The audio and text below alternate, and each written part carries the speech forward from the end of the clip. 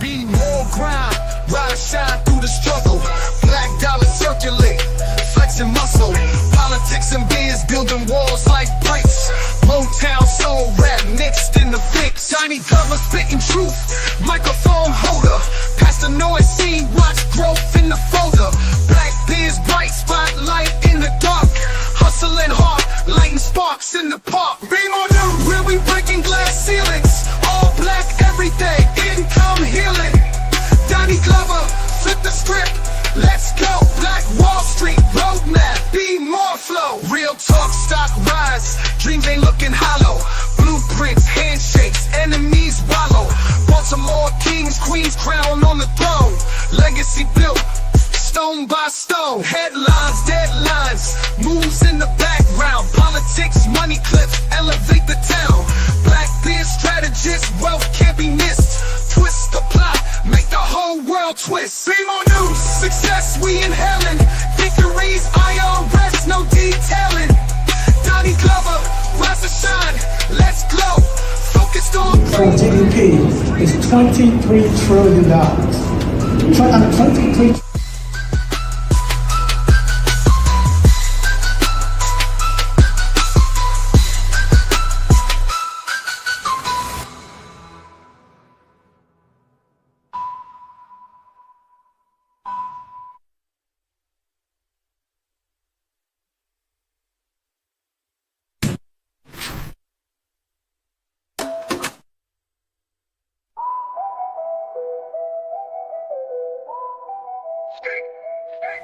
be more grind, rise, shine through the struggle.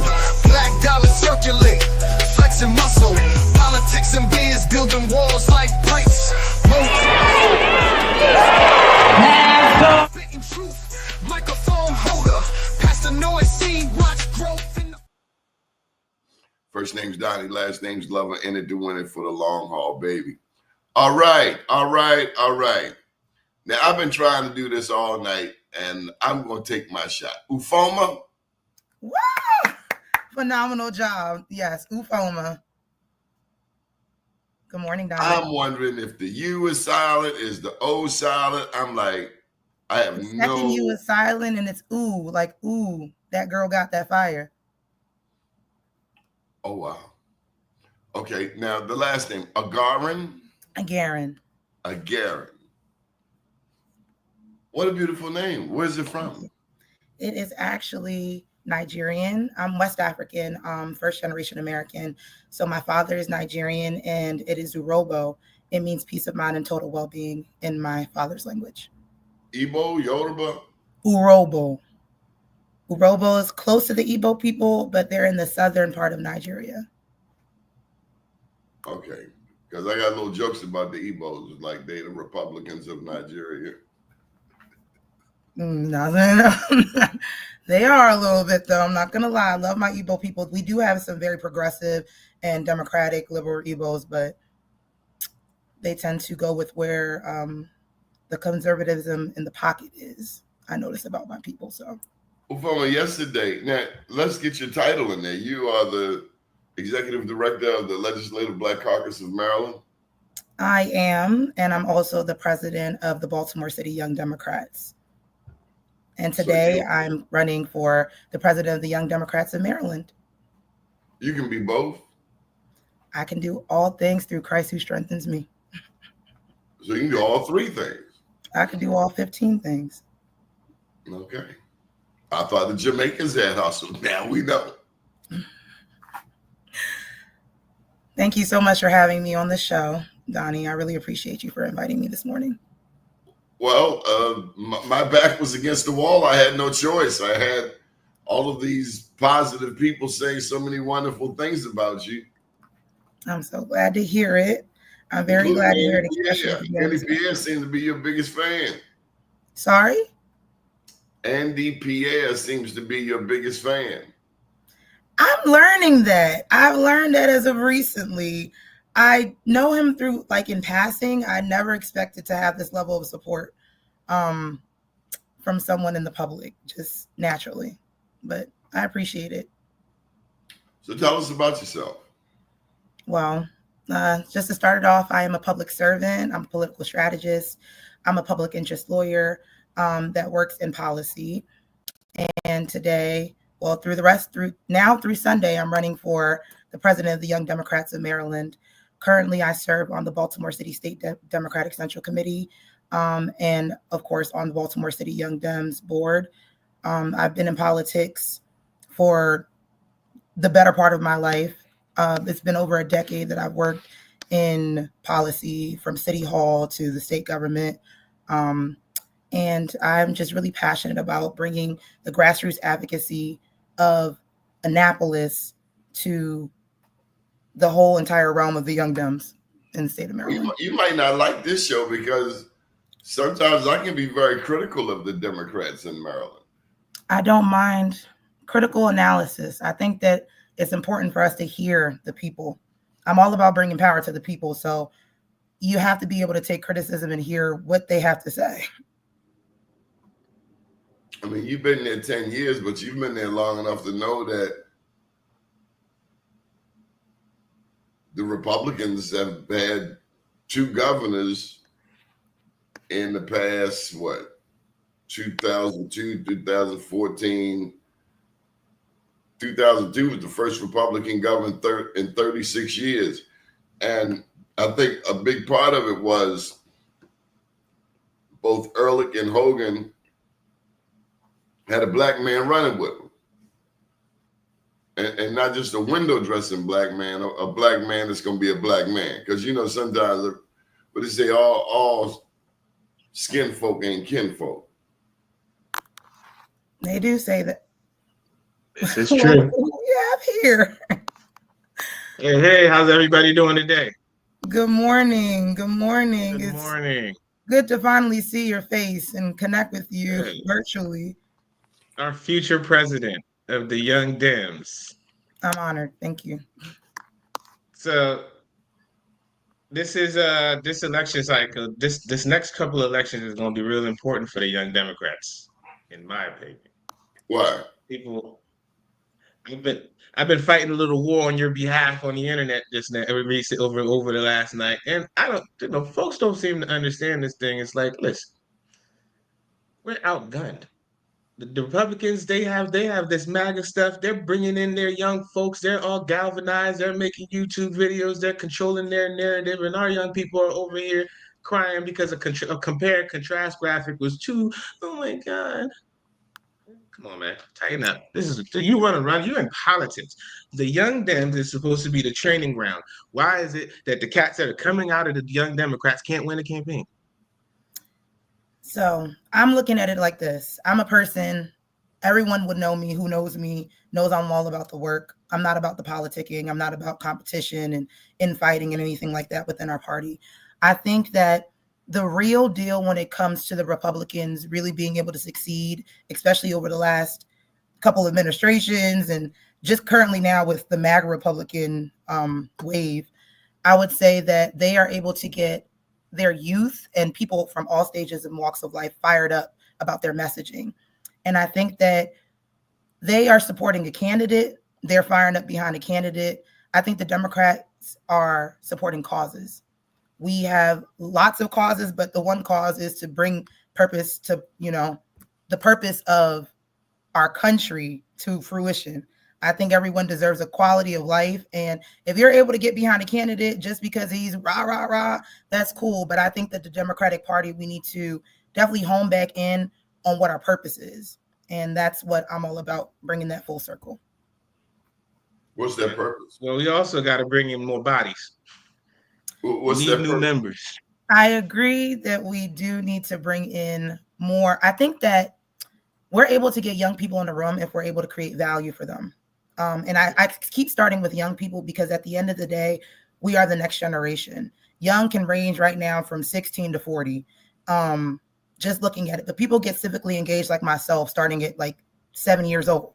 So I think that if we're able to get people passionate about their party by creating value for them, bridging pipelines for them, making sure that there's access into the spaces where their voices are actually heard, then we can actually make real change for the party. Yeah, I like this. I mean, you think about it. At one point in time, delegate senators can call on their young Democrats and get like 20, 30 bodies. Can they do that now? I Like can't speak how, for everyone. I can't speak for everyone. I definitely can't speak for everyone. There are some people that have that pull, but I think in my role as president of the Baltimore City Young Dems, my only goal coming into this, I didn't feel like I wanted to be president. I was convicted to do it because I came to Baltimore 16 years old to attend Coppin State University. And as a bright young mind on a full ride to college, full ride to law school, there was no true pipeline for me, even me, with all of my accolades, to enter rooms and to speak to people. I had to find a route and miraculously meet people in different places. So I relaunched the organization, Baltimore City Young Democrats, because I wanted to create that pipeline so that we are able to have people who are advocating. It's not just about the people in the legislative rooms or working in Annapolis, or I work in City Hall. No, it's about having real people, real Democrats, real youth actually advocating and speaking up for themselves and getting into these rooms to have the conversations that our legislators are shaping policy around, so that we can actually further, like, the needle can actually move. I don't think that it benefits us just to have it in a closed circle. So with Baltimore City Young Dems, us relaunching a year and a half ago, it's all about bringing young people to the table who are not necessarily within just the legislative band. We have the Young Dems and the people who signed up for the Young Dems, and we have the Instagram and the email list, but we don't have enough people, say, walking the streets of Lexington Market, or going down Pennsylvania Avenue, or the artists in the community that don't feel like they have an area in the space. Yesterday, I and my vice president, we went down to a local, I'm not going to say the establishment, we went down to a local establishment and just started talking to people just off naturally, and they heard what we were talking about. And they're like, so what do you guys do? So I think that it's more important about pulling in people, so that it's not just when you want to have 20 bodies, it's about literally having people show up on a full scale, like throughout all the conversations. I'm pretty passionate about that. See, that's why I like you, though. People always wondering, oh, why you like Ufuoma? Hey, at the end of the day, I really wonder why you like the work me, she's though. doing. I'm so, I don't want to come from the wrong place. I'm so deeply appreciative of you and your support. I've seen what you've been doing over the last couple of days since I made my bid, and I said, who in the heck is this guy? I know from passing, like, some of the things that you've done in the past, but I'm not really familiar with how we cross levels where you're able to support me on such a level, where you are literally gunning and fighting the fight on my behalf. So I really I'm asking you, like, why do you support me as someone that I don't really know too much? Slated up, man. He slated up. They trying to gang up against everybody else that's running. And it's like, all right, you want to slate up, you want to get everybody together and run yourself as a slate, you're running a campaign. So this is a campaign. All campaign rules apply. And what's not about to happen is I'm not about to sit back and watch anybody gang up on a Black woman. That's dead. So let's get to it. Let me get my show back, if you don't mind. Back to Doni. So when the last presidential election happened, Ufuoma, a lot of Black women said, and a question I am going to ask down the line, as I'm looking at Lauren Batdorf and Ian Miller's comments, has to do with race. But for now, I'm going to say that after the last election, Black women told America, don't come over here asking us for diddly squat. We've supported all of these causes, and they left Black women out there on the vine to die, talking about Kamala. How did you see that last election, Ufuoma? From what standpoint? Because coming from my policy background, coming from my campaign experience, what area do you want me to come from in answering that question? As a Black woman personally, or because I have several pockets of feelings about that last election. Well, let's be honest. And let me just see, this is going to get real interesting. We know as black people, 30% of the state, 66% of the city. See, I don't play with Democrats or Republicans. I think Democrats have failed black people in Maryland miserably. But it's our own fault as a people, as a community. When I look out Liberty Road, and that's where I first heard Ruben Amaya's name. At first, they seemed to really love Ruben out there, and then I hear the black leaders were like sick of him because he was like fork tongue. He was like what? Fork tongue. That's what the Indians said about the white man. You're saying one thing, but you're doing another. And while they are rather conservative, the black people out Liberty Road, I'm talking about the 10th Legislative District, Randallstown, Woodlawn, while they are rather laid back compared to us in Baltimore City, when they decide, what was that Indian guy on Liberty Road that got smashed? He was always starting stuff, Andy. What was his name? Liberty He's Road. Like the Raja of Baltimore County. What's his name? What's the Indian guy name? Jay Jalisi. Jalisi. God, his name is Steve. Like Jalisi played like, hey, brother, I'm your brother. But next thing you know, Jalisi trying to stab you in the back. And so we take it real personal. In Baltimore and Maryland, when people pretend to represent us, and at the end of the day, because they'll use terms like minority business.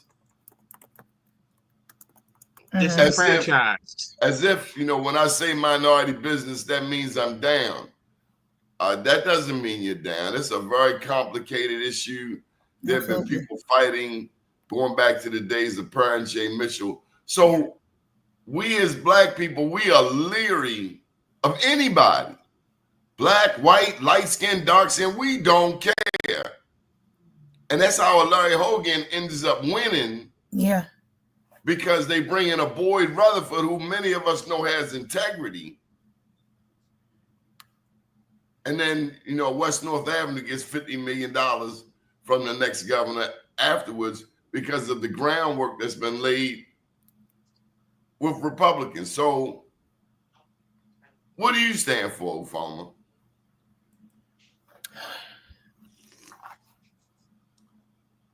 That is such a loaded question. We went from Kamala Harris all the way to... I'll tell you what I didn't like. This was some years back. What's the white boy named Andy? Looked like Daniel Boone. Had the Daniel Boone raccoon hat on. Y'all go in on this show. I don't He remember. was state central president, and then he ended up being, I think, campaign manager for Maya Cummins. He was like a little O'Malley. I don't remember, but I got a face in my head right now. He won above Rashard Bonds and all of them. I can't remember the name to save my life. Oh man. my God! Who was the last president of the Young Dems? Henry Snur. The current president is Henry Snur. Yes. Now, You already speaking me into Joseph existence. Kitchen before that, right? When was Joseph Kitchen president? From Baltimore. This kid wasn't even from Baltimore. And he went from Baltimore City State Central to the State Central for the entire state. I can't have it in there. And then he ended up doing some political consulting. Oh, man. Okay. Anyway, what do you stand for, Ufuoma? We're big on black business. And I don't like the term minority because I'm not no damn minority. But in America, we got to... That 13%. We are at that 13%. When it comes to minority business, white women get the majority of the pie. So it's like, go sit down because we're not playing with you today. They're part of the women-owned and minority-owned businesses as well, depending on what sector you're coming from. But as for me personally, I think that because I've worked in politics, the legal field, I've always been, I won't say a freedom fighter, but I've always been someone that wants to put power in motion. Lauren Backdoor fan, how many damn questions does she have? Who? Lauren, Put her on. Send her a link. Put her on. When it comes to me, Come I'm on, all about Lauren. putting power in motion. I've always been a person that you can put me. Talisi was mocking the black community with that crock of crap he was coming over here. Matter of fact, I'm going to put the link in here, Lauren. Well, join us, Lauren. We don't like Facebook gangsters. We like I don't know what questions we have. Gangsters. Come on, show what yourself, I'm about Lauren. is making change for the people of Maryland. I think I've been authentically. I was born in Boston, Massachusetts, but being raised in Maryland, in Montgomery, Howard County, Prince George's County, coming to Baltimore City at 16. I've always had a voice. I've always wanted to be a voice. Starting my own nonprofit for international people in dire straits. I've always been about helping others, and that's my purpose in life.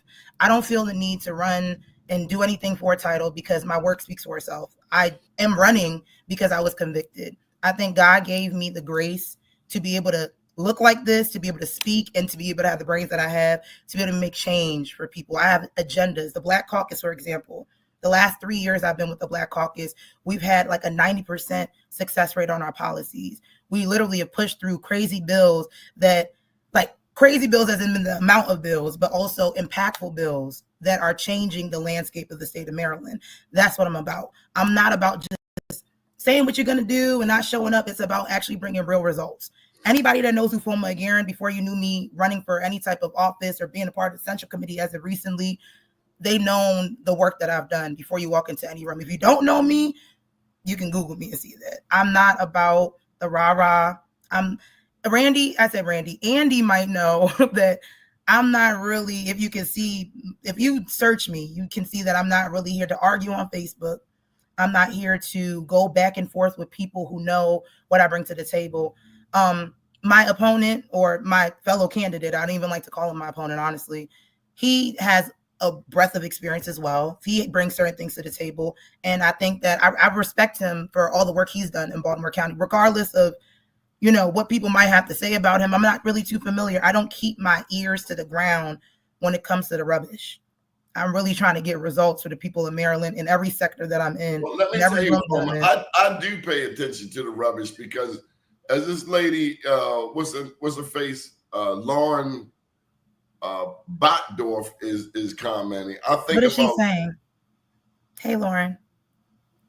I don't know what she's talking about. But as she's talking about what you stand for, what you don't stand for, it reminds me of Marianne Lasanti. Do you know her? I'm familiar with. Oh, yeah, the one.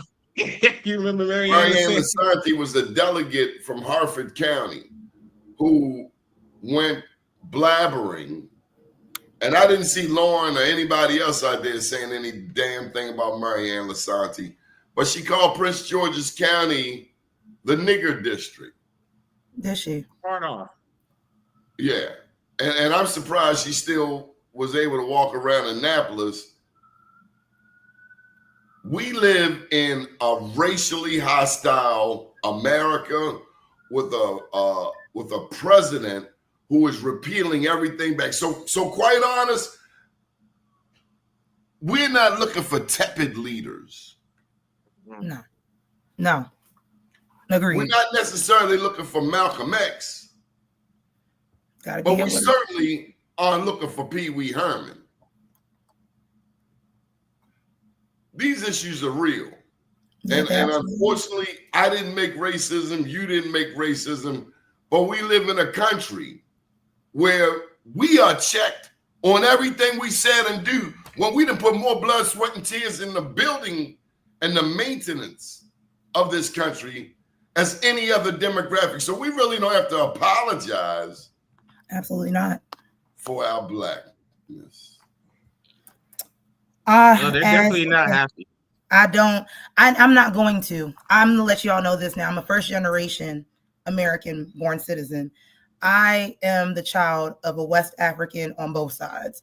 My father is from Nigeria. My mother is from Sierra Leone. My grandmother's from Guinea. They're from the Rice Coast. My mother's country was actually founded by enslaved persons that were repatriated back to Africa. I come from a long line, and that's why, Andy, to your point, I can stand on my own.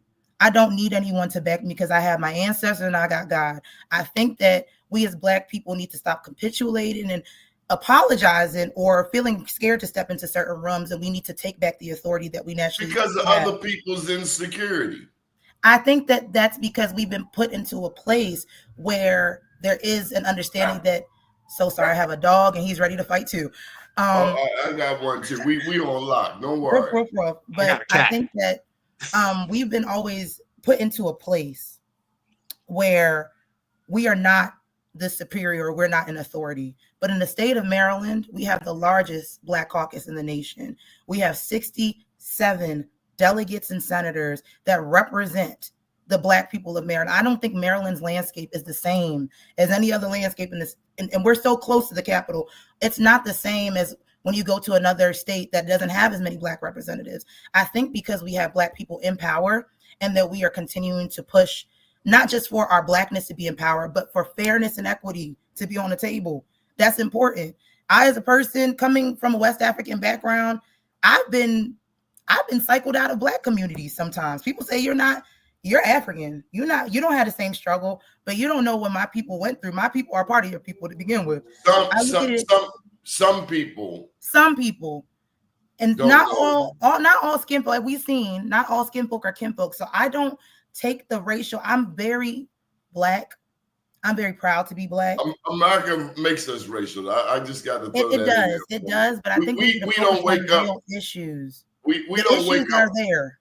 We don't wake up wanting to exactly have to stand on our Blackness. It's that some dumb twit comes over here with their definition and their mores and values and want to put them on us. And again, I say, when a Marianne Lasanti from Harford County calls Prince George's County, which was at one point the wealthiest Black jurisdiction in the country, when they call it the nigger district, yeah. And I let them talk. They've been talking since this country was founded. Go ahead and do your talking, but guess what I'm going to do? I'm going to work. At the end of the day, Black people have built this country on a certain level. We've continued to provide guidance. On many levels. We continue to build this country. And I think we have a certain grace that is given within us ordainedly. Like, I think there is a purpose to focus on the issues that are affecting Black people. When we go racial, though these things are underlyingly racial, I don't match energy. I don't. That's just not my character. I want to focus on data. When Marianne Lasanti or whoever, not even referring to her, whoever wants to speak, you got to approach it with the data. If anybody brings anything to our Black governor currently, and it's not backed by data, do you think he's going to take a step Black or not? It's something about knowing how to fight this fight. We cannot continue to fight from an emotional place. As a Black individual, I stand along the sides. Black Caucus Executive Director, I hold hands with the Jewish Caucus. I hold hands with the Latino Caucus, the Asian Pacific Islander Caucus, and all the caucuses across the state of Maryland. We join together because at the end of the day, minority means more than just being a color. It's just sometimes it's the access that you have to certain rooms. And I don't have anything against my white counterparts. I love my white counterparts because at the end of the day, we're working together to make change for the state. But it's not lost on me how different my fight might be as a Black woman. Stepping into these rooms, it's not always been gravy. Sometimes in law school, I'm one of the only few people in my law school class.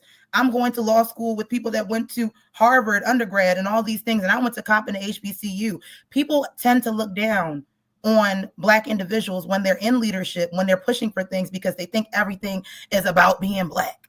It's core to me. I don't have to put it on my forehead. I'm Black. You see, I'm Black. So I'm fighting based on my lived experience.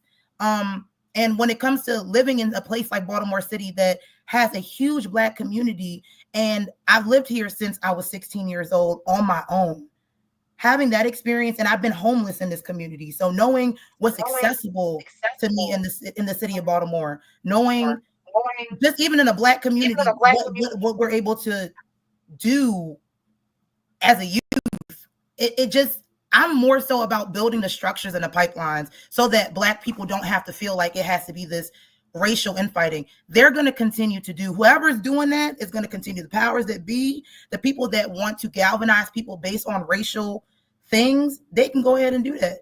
Okay, Mr. Agarin, let's move along. What issues are at the top of your agenda? Well, while you're pondering that, let me tell you, mass incarceration is very important to this news outlet. America represents 5% of the world's population, yet we have 25% of the incarcerated persons. Nearly 40% are black men when black people only constitute 13% of the population. We star in the prison movie, Black Men. I live in 21217.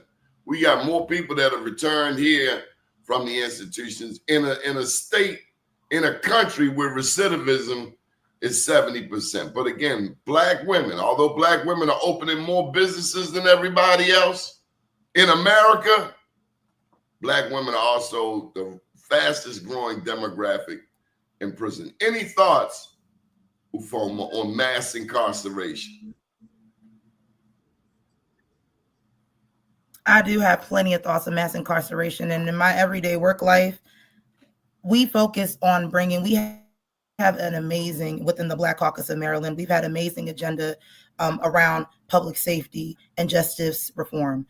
Just recently, I know you keep up with the news, so I know you've seen the news about the governor signing our bill, the Second Look Act, sponsored by Delegate Cheryl Pastor.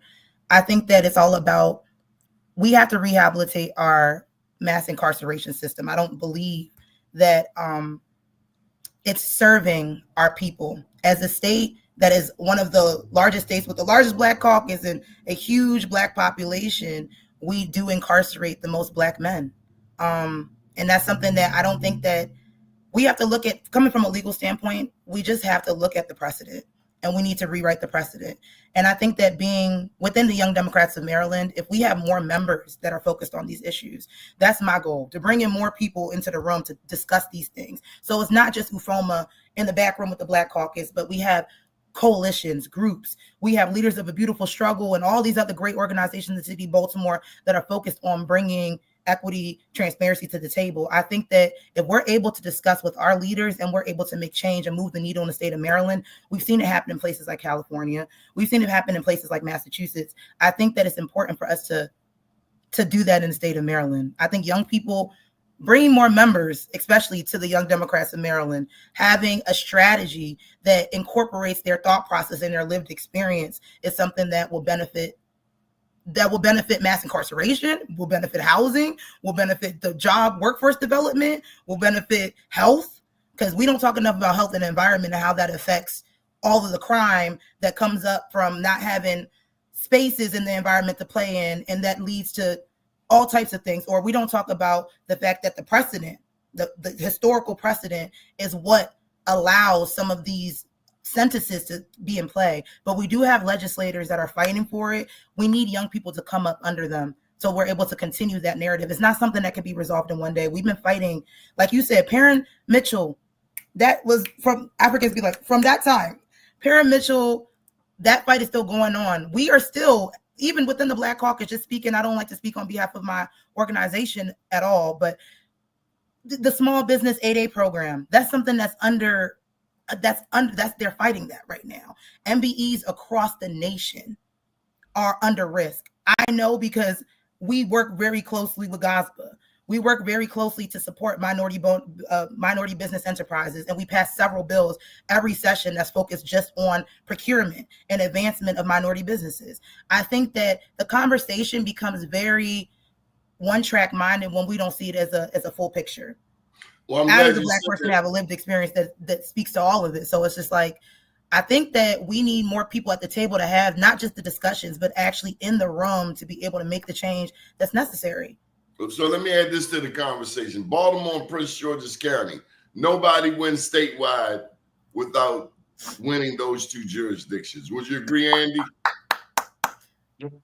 So, I agree. So when you got a first Black governor, what I, Donnie Glover, want to see is a task force that addresses why Baltimore City and Prince George's County public schools are in a race for the bottom, 23 and 24. That's what I would like to see addressed in the administration of the first Black governor. And I see that the governor, with the blueprint, I know you know about the blueprint. The blueprint for education in Maryland is something that he's been gung-ho about since the very beginning. We have delegates within the Black Caucus, and honestly, it's my delegates that pushed that bill. Chair Penny Melanik. We have Delegate Janelle Wilkins, who is the chair of the Black Caucus, and we have Alonzo Washington, who is the senator that passed the community schools bill. He's focused in signing the bills, and his administration is focused on helping helping the school districts in these within the system. And I don't think it's just about Prince George's and Baltimore City. It is a focus on these areas because, like you said, it's a we in a race to the bottom. That's a paramount important. If these two jurisdictions can help you win governor or any city statewide position, yeah, I'm pushing education right in their face. Yes, and we just literally strengthened and restored certain parts to be able to push through the blueprint so that, like, I think that in government, just to say clearly, I also have a huge fire. Things have been happening for generations. Things have been happening for a very long time. And it makes a difference when Governor Moore just got here on a big scale of things. He's making the changes and putting the people in places. He's making the plays. We have to just watch it come to fruition. I know with that community schools bill, they put tutors. We were able to have data that drives the state to be able to continue to fund these things and bring resources. Because let's be honest. I got to push back on you, Ufuoma. All right. Blacks vote Democrat. We are most loyal Democrat. But when I look at East Baltimore, West Baltimore, where all of the murders tend to happen, the new schools are not going there. The new recreation centers, they out on the periphery. Am I wrong, Andy? I beg to differ. In the 45th and even in the 40th. I live in Sandtown. There's nothing around here. Not a damn thing. They're closing schools. During Freddie Gray, they opened Gilmore Elementary, but that school had a recreation. Over by Mondawmin, they just opened that Life Bridge Care First Center that has so much. You got free yoga for the youth. You got all this stuff that they're available, open access, right there in the community, right next to Mondawmin, where let me help you out. Where is this? Is this inside the mall? It's in, like, if you were at Mondawmin where the Target used to be, that entire building with the Target is now available. Let me tell you, since Freddie Gray, we've seen the chicanery where they bring in certain developers and certain entities. The kids in the neighborhood don't know about it. And that's what we're here to do. YDM, BCYD. We have a community. As a matter of fact, I'll get up there and it's usually some I've seen. White people. We have to bridge the pipeline of access. There's so many initiatives. We bring millions of dollars. Donnie, I'm sorry to cut you off, but we bring millions of dollars. I live here. These places they are not welcoming to the Black community. And when has the world ever been welcoming to the Black community? No, you in Mondawmin. You in the Black community. You in the heart of the Black community. They are not very welcoming to our community. I think we need to switch the narrative on that then. Black gatekeepers. I got to talk to you about it. Okay. Talk about gatekeepers. Black gatekeepers. We expect ignorant people from other races not to look out for us. What we don't expect is for people who look like us to get to Annapolis and look down their funky noses at the rest of us. Are you that kind of leader? I've never been that kind of leader. I don't consider that being a leader. I'm a leader that... And they stay down there 3 or 4 terms, and then they bring the children in to take over their seat. And meanwhile, you got districts with multi-generational clowns. I ain't gonna say no names. I said my parents are West African. I don't come from a line of politicians. My grandfather was a colonial magistrate. If that makes me a clown, he was a judge in Nigeria. But no, I come from a line of, just like I said, I was homeless in Baltimore City. There's no place to be homeless. If you want to be homeless in the country and you live in the shed, but when you're homeless in Baltimore City, you walk the streets of Baltimore City, you see things, you understand things. And I was a law student that was homeless in Baltimore City. So I know what it means to say things are not accessible or people are not welcome. But at the end of the day, I do know that there are resources. There are plenty of organizations for all walks of life, veterans, for young people, Black and non-Black. There's schools, there's after school programs, there's things that people are doing within the community and on a larger legislative scale that I'm privy to, that I see happen in the community. But no, there isn't that. And me and my community service director in BCYD talk about it all the time. There's not enough connection. I keep saying pipeline. I keep saying pipeline because we're not going to be able to sustain these programs if we don't have the youth joining these. We're not going to be able to sustain these programs if they're not people constantly advocating for these issues.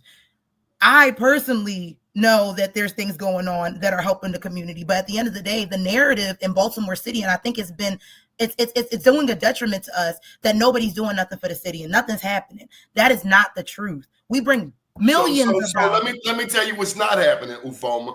Yes. They're not using black media to get the message out there. And you know what? I'm glad you said that, because don't forget that I have a field, my history is in policy and communications. I've worked in City Hall and all these other places doing communications in the backrooms. I've worked with black media outlets, and I do agree. Not only is there not enough support for black media outlets, it's just not enough accessibility to things that are going on. And whether it's, I don't know if it's the formatting or if it's the numbers, but I do think that there needs to be a pathway. I personally love Be More News. I personally love Afro-American news. I love people that show up for the community and that speak to truth to power. I almost spit up. I'm sorry. What you say? You love Be More News? What you say? I love Be More News. I love Afro-American news. I love our black communications. I go throw the Baltimore Times in there. But we live in a Sinclair broadcasting city. Oh, I'm sorry. Now, see, now you're gonna have to get off my show now, because this ain't no Sinclair broadcasting city. There's some weirdo people over there from Appalachia that snuck into town, and they have tricked some of our black leaders into thinking, for instance, that we should have term limits when they clearly don't know the history and the struggle that it took for black people to get to this level of political maturity. So they are a problem, because of their catchment area. I'm not saying that because of their values. I'm saying their catchment area. Hold on, let me speak my piece. They don't speak for us. They are black people who we know who we are, and we don't need Fox or Armstrong Williams or the Atlas Group to validate or verify us. So when you do mention the legacy of the Afro or the Baltimore Times, of Be More News, of WEAA, we have always been here waiting for you. Yes. I just want to say this. I told you where my mother's from. She's from Sierra Leone. If you do your history and your research, we know all about the expatriates from Britain. We know about I'm saying the first black-owned newspaper out of Africa came from Sierra Leone. You are right. The very first one. So I've always had within my bloodline, within our focus as a people. It's in my book. I write about Sierra Leone. I'm glad you know, as long as you know. So bring in what's the second black newspaper, since you want to go there? All right. So the second isn't in Liberia? Was it in Liberia? No, it's from Haiti. I thought it was Liberia. I thought they had one 3 years after us. I'm pretty sure. Well, I'd love to learn about Haiti, I give it to Haiti. They were the first maybe in the diaspora. I give it to them. And y'all would have had one sooner, but somebody broke the printing press. And this is the early 1800s. You know, okay, he does know his history. He does. I would trust that you do, because you're a giant in this industry. But you're a giant too, and you're dealing in the cruddiest game on earth. Politics is cruddier than the dope game. Because I don't see myself as a part of the game. It's crazy. I'm in it, but I'm not. With the stroke of a pen, you can send 1,500,000 people to war. Politics is the dirtiest game on earth. That's what you've chosen to be in. Politics is life. I'm not a part of no game. If life is a game, I'm part of that game. But my purpose, I was put on this earth for a reason, and my purpose is what I'm here to accomplish. At the end of the day, they can do. I'm trying to tell you, my parents came into this country with nothing, and they were able to build into something. They live in Howard County, where civics is whatever civility is the theme. There's so much that's going on in the world on a bigger scale when it comes to not just the black community, but just in general, that we have to stop looking at politics like it's a game, it's fun, or it's just something that's separate from us. It's part and parcel. Let me get a word in. Parcel. Let me get a word in on my show. Look at yes, sir. Yeah, Ufuoma. Burkina Faso, That man who is running that country right now Yes. is an international hero in the African diaspora. Absolutely. And the one who has done similar things to him was also, he was killed. I'm talking about Muammar Gaddafi. Muammar Gaddafi. Yes, sir. Muammar Gaddafi. They killed him because he was bringing together one currency. And that happened on the watch of our black president over there in Benghazi. At some point, other people may not understand our decisions because they don't have to face and deal with our situation. How are you going to be able to stand in light of that? The Western media is painting the leader of Burkina Faso. To me, they trying to set him up because he refused to be a part of assassinations, and we all know how volatile those situations can get. But these are the things that we need our leaders to stand up for. We don't need them to cower, to buckle, because when we look at a clown like Elon Musk, and we look at the first South Africans to come to this country on some victim ticket, we are utterly disgusted. It's despicable for somebody white to come from South Africa and claim to be victim. After all that they've done to drag my people through shanty towns from Joburg to Soweto, we don't like that. And we don't like people who support that. Agreed. I think that we need to have platforms that speak to all the people across struggles. And I think that these people that you're lifting, Muammar Gaddafi, the leader of Burkina Faso, I believe his name is Ibrahim Touré, those people, they are able to get what they're getting done because they have a certain grit, they have a certain understanding. But I think that also what we miss, that we don't focus on enough as a Black community, is a full range of perspective. I think we sometimes are like this, and we need to be seeing things like this. There's power in not just shaking hands and setting down your values and taking up what the majority's values. I think that there is real understanding when we are able to come together to the table.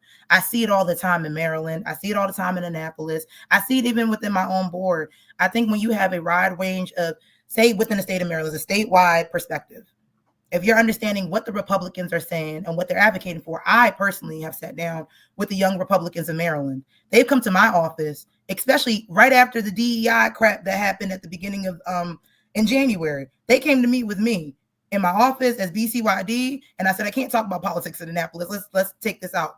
But when we spoke, there's a true understanding that not everybody's fighting that fight against us. There are severe actors that don't want to see Black people rise. There's severe actors that don't want to see minorities rise in general because that takes it away from the majority.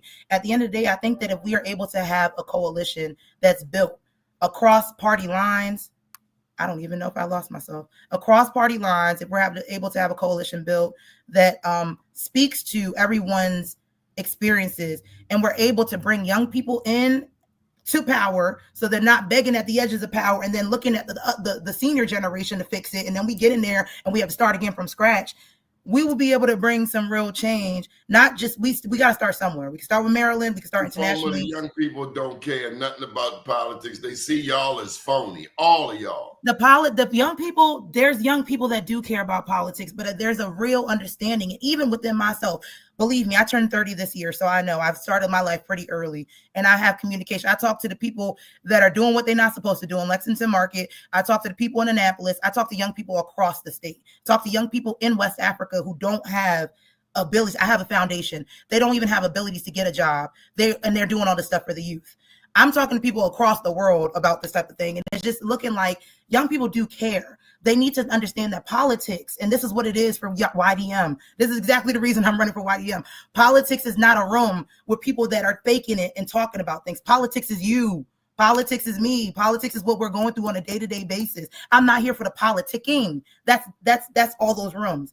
I'm here to actually put things on the table. We have real issues that we're dealing with on a day-to-day basis. Forget Burkina Faso. We have a food desert.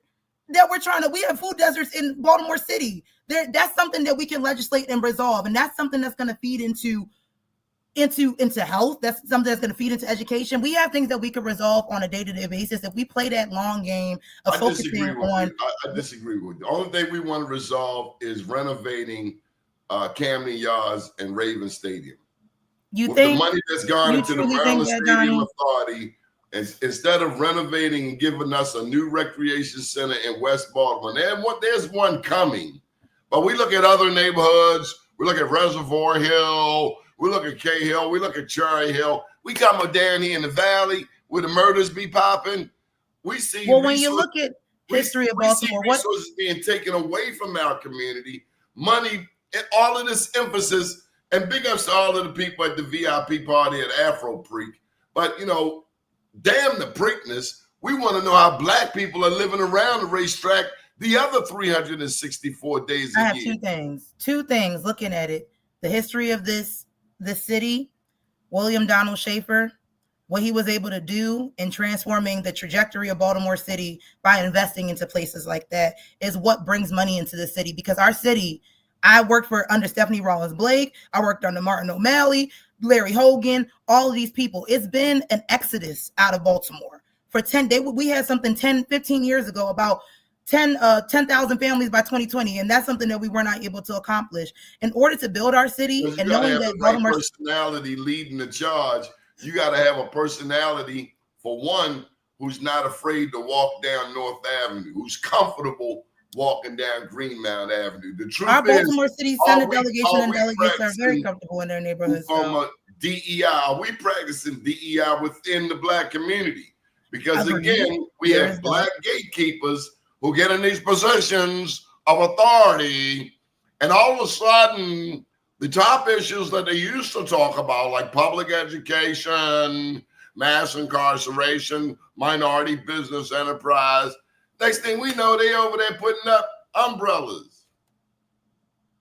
There are, and I will say, if you want to bring it to actors, there are people that are, I don't know if you've ever heard of the Baltimore Black Sox. There's an entire memorial project that's going on right now that we're looking to get money for, to be able to branch. Do you see the harbor? We talked about the outskirts of it. We talked about the areas around Camden Yards, the people that are suffering. There is an initiative on the ground that they're looking to fund. They only need like $1 million left because they didn't raise $5 million from all the other people they've discussed. There are people that are literally trying to bring infrastructure to South Baltimore so people can have a way to the river, a way to the river walkway, a way to connect the South Baltimore to the inner harbor. So we have more of our minority businesses thriving. We have more people in these communities wanting to build. We look at what Kevin Plank was able to do in South Baltimore. It's very easy if we get we have Black people with money in the community. Great Baltimore. I mean, Ufuoma, we don't have a lot of faith in this crap. No. We see other people prospering, benefiting. And you know what they want to give Black people? They want to give us a disco out of Druid Hill Park, hand out some fried chicken and some watermelon. Meanwhile, the Jews in the upper part of Park Heights are making plans for Pimlico that have nothing to do. And you know why that's happening? Because there's never a full circle conversation. You know what that's happening? Because when they decide to go into meetings and discuss things for those communities, we're not at the table. As someone who's literally sat in rooms, and I'm talking about, I've been the only Black woman in a certain room. I've sat in rooms with all Black people and been the only one that's about Black issues. Not within, of course, at my job, but just looking at different places in the community. I think that we need to have real conversations and that's my whole claim, full circle leadership. There needs to be a full circle of leadership where we're at the table having these discussions. It doesn't need to be Pimlico versus downtown, but that's the reality of it. But there can be a lot more coalition building. It's important for us, especially as the young Democrats of Maryland, as the future leaders of the state. I never had an interest to run for office. That's not my claim. My claim is actually if I got to sit in the back room and write policy for the rest of my life, it's something, so be it. If I have to become a judge to change the precedent, so be it. Running for office, I have the voice for it. I'm esteemed and I'm poised to do it. And I'm grateful for it. But at the end of the day, if we're not able to have the real conversation, be able to move the needle forward, nothing is going to change. We're going to have the same conversation. You're going to invite me on to Be More News in 23 years when I have a whole family and my child wants to become whatever they want to become. And we're going to have the same conversation. We can't be having conversations in pockets. It just doesn't work that way. In 23 years, my granddaughter will be interviewing you. Andy, you better say something or they're going to say you're a political hack. They didn't already. Yeah, you already got me under fire, brother, because you're fighting and my fighting, we fight differently. And that's another thing. We have to learn how to approach one another. I think that we think that because they tear us down, talking about white community or talking about anybody that's not black, anybody that's not on that's not on the black side. That's not a being her own show, Andy. I've been told that I need to have my own podcast and show for my entire life, but I am not. I'm a person that has very strong views, and I don't want to say anything that is going to offend any communities because I speak from a place of truth. I'm a Scorpio. I'm not afraid to hurt people's feelings, but I like to lead with love. And that's why with Andy, the way you're going at it when it comes to this campaign, brother, and I don't mean to call you out because of course you're supporting me, you're fighting for your black sister, and I can't thank you enough as a black man for doing that. I want you to understand that I work alongside these people. I don't have a problem sitting next to any person of any background. You know what I'm saying? Like, I don't look at their things and look at my things and think that we put it into a pot and we're in one place. If we're going to grow the membership, we cannot be divisive. And we need people from all parts of the community. That's why I'm going all the way to Allegheny County. That's why I'm going all the way to Eastern Shore. It's not about your color. A lot of the issues that we have, we relate on. And we can see that when we look at the history of food stamps in this country. Like, we think that, oh, this is a black issue, but really it belongs to so many other groups and classifications that I think if we stop doing this infighting, we stop making this narrative as a me versus you. And I know I sound like let me say something. Let me get a word in. Ufuoma. Yeah, you get a word in too. Ufuoma. Yes, Doni. There's no pretty way to fight. There's not. And some people are going to be offended, just like this statue of a black woman in New York City. I think some things are. Some people are just ugly. And as much as you want to be nice, and as much as you want to be a leader, you're a Scorpio. They've been sticking that stinger in our black community for decades. Absolutely. And I don't like it. It doesn't feel good. Because I've seen when you match energy, Doni. I've seen Kevin Plank get all of the support from all of these, from the entire city council. And you know what black people came away with? A wet ass. We didn't even get a cigarette. Mm-hmm. When so you look at historically, look at the people of Israel in the Bible. Look, we better look at the people of Israel. We gonna go through some things. We better stand up and speak up for ourselves, because these people don't give a rat's bottom about us, including our children. And it's going to be a whack-a-mole. Hold up, Ufuoma. I'm gonna get this thing because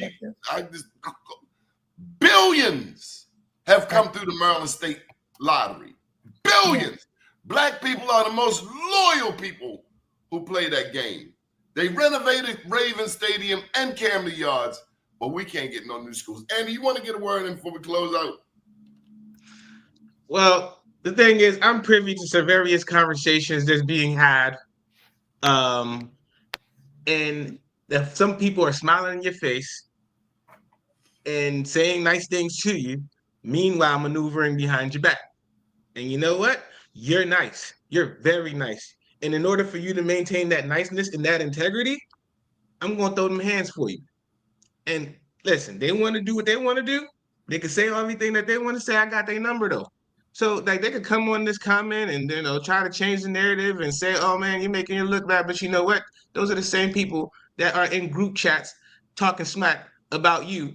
And then probably in your face saying something completely different. Like, oh my God, we care about you. This is for your best interest. We're looking out for you. But when you're not around, they're not defending you. Content of your character, brother. Content of your character. Mm-hmm.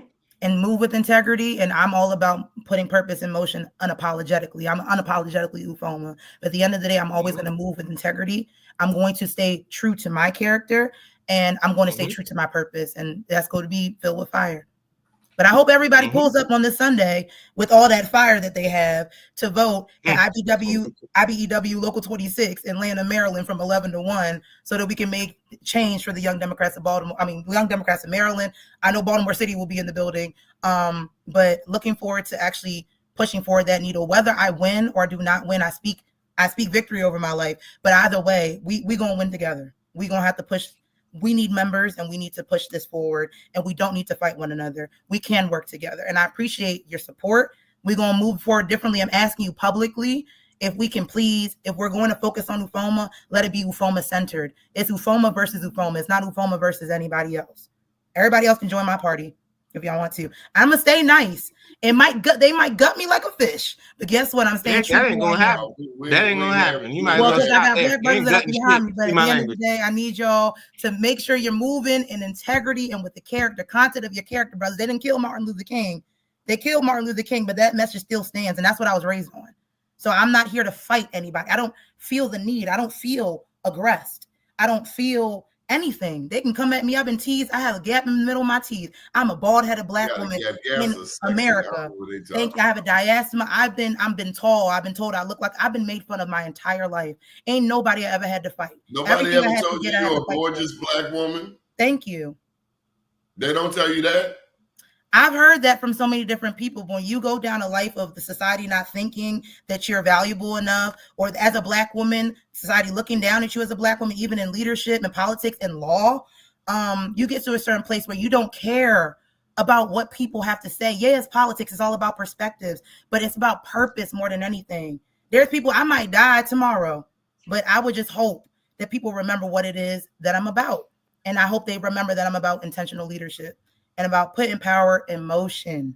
Put it in motion and stay true to your purpose and meet that with fire. Ain't nothing you could do. I got God on my side. They could have 50 million soldiers. Y'all can kill me today, but guess what? My purpose still stands. So I've done this way too long to not see that that's the way to go about things.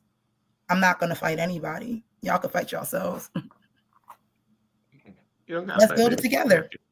Let's build it together. Why not? We didn't heard that kumbaya thing. I told you at the beginning of the show. Black women said after they didn't support Kamala, don't come over here asking us. And guess what black women are doing? Black women say that because we're frustrated and we're tired. I'm a black woman. I'm frustrated and I'm tired, but I'm going to still show up. What have black women been doing for time immemorial? They will still show up because you know what? It matters to them. I think it's past that. I think it's time to give up the check and let us do what we need to do. Mm-hmm. So where are we going? We all of this conversation, I've been covering this story for 30 years. Yeah. Action. Definitive action. And I think we need to pivot in our strategy. That's something that we need to do as Americans. As long as it includes having the bag. The purpose don't change. The purpose don't change, brother. But pivoting in our strategy to understand and to navigate in the corridors of power, to be able to make sustainable change. When you write a law to change something, you don't say it's for the black community. Let me tell you what's been sustained. Baltimore City and Prince George's County at the bottom of the heap.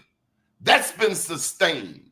Mass incarceration in Maryland, where a black boy has better chance of going to Jessup House Corrections or the Maryland State Supermax than to Johns Hopkins. And that is going to flip.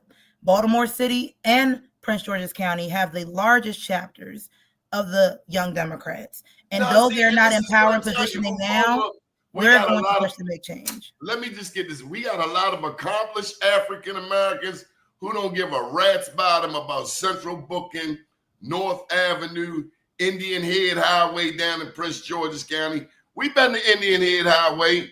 It looked like Monroe and Lafayette. But we do have senators like Senator Corey McCray that are giving people in incarceration a chance to vote. So they're able to advocate for the people that care about them. We do have measures on the ground to move stuff. If I can be honest, I just wrote about the 2016 election where they turned away people with records from voting. So as much as, and I know we were raised Democrat in this state, I don't play with them. I don't play with them either. And that's how them two Republicans got in there, because Democrats have been giving us a lot of this.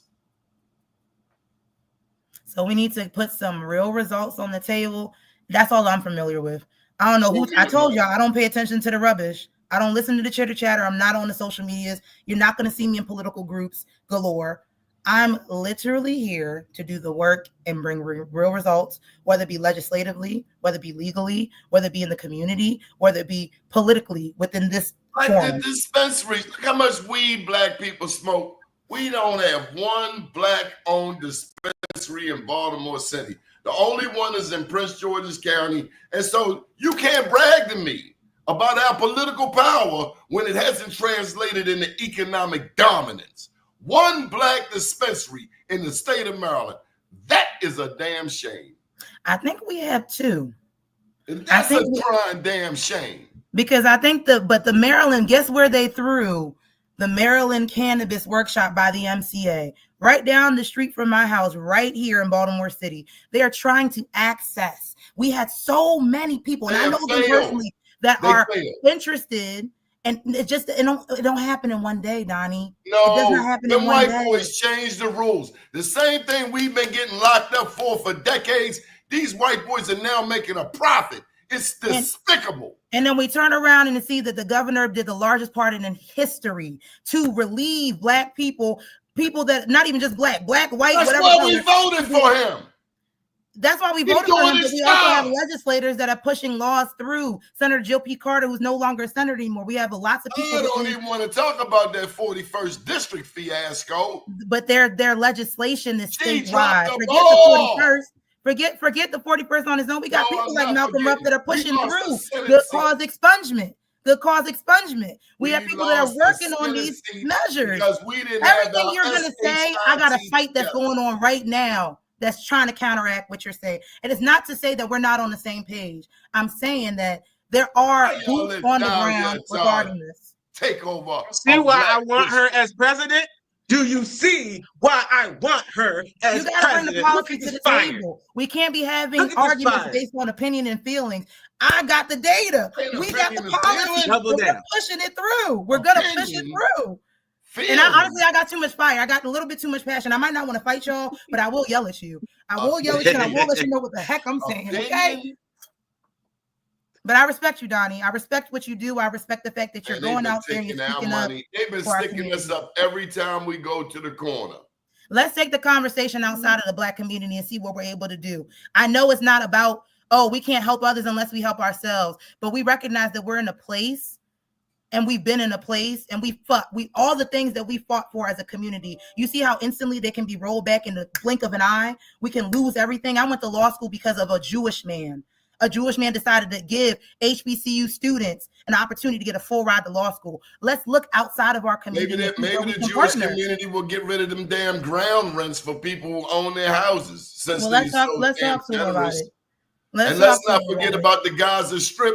Because Kamala in her presidential run didn't touch it once. When across the nation there were protests. We got to keep it 100. But I think that we also need to, like I said, remove the strategy. The United States has been able to maintain as the youngest country, as one of the youngest countries in power. We've been able to maintain because of our strategy. I don't align with everything that our leaders do. But however, I do believe in the fact that there's purpose in what they're doing. I'm not fighting for Trump. I ain't sending my children or my grandchildren to fight for him. Let them send their children to fight for the draft dodger. We got to get out of here. It's been a beautiful show. Thank you, Ufuoma, for joining us. Thank you so much. And I look forward to everybody supporting me this Sunday at IBEW Local 26. Thank you so much. Ufuoma for president. Thank you. Power to the people.